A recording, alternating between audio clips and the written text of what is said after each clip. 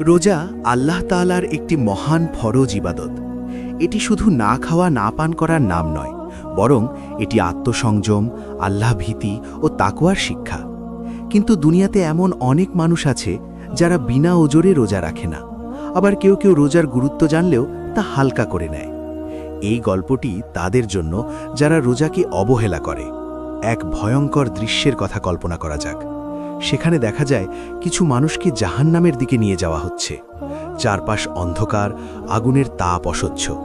তাদের মুখে আতঙ্ক, চোখে ভয়, শরীর কাঁপছে। তারা চিৎকার করে বলছে, হে আল্লাহ, আমাদের আরেকবার দুনিয়াতে ফিরিয়ে দাও। কিন্তু সেই সময় আর নেই। তাদেরকে যখন জিজ্ঞেস করা হয়, তোমাদের অপরাধ কি?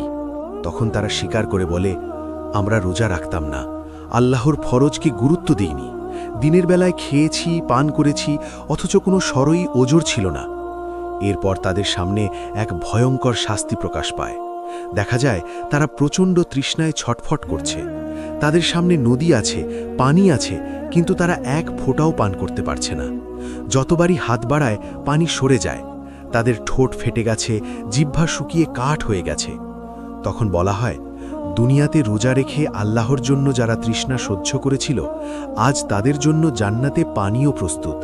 আর যারা আল্লাহর হুকুম অমান্য করে দিনের বেলায় পান করেছিল, আজ তাদের তৃষ্ণার শাস্তি দেওয়া হচ্ছে। আরেক দল মানুষকে দেখা যায় তাদের শরীর আগুনে জ্বলছে। তারা ছায়া খুঁজছে, কিন্তু কোনো ছায়া নেই। দুনিয়াতে তারা বলতো, আজ না, কাল থেকে রোজা রাখব। আজ সেখানে আর কোনো কাল নেই। তাদের কেউ কেউ আফসোস করে বলছে, আমরা জানতাম রোজা ফরজ, কিন্তু গুরুত্ব দিইনি। আজ বুঝতে পারছি ফরজকে অবহেলা করার পরিণাম কত ভয়ঙ্কর। এই শাস্তিগুলো কাউকে অন্যায়ভাবে দেওয়া হচ্ছে না। আল্লাহ কারো প্রতি জুলুম করেন না।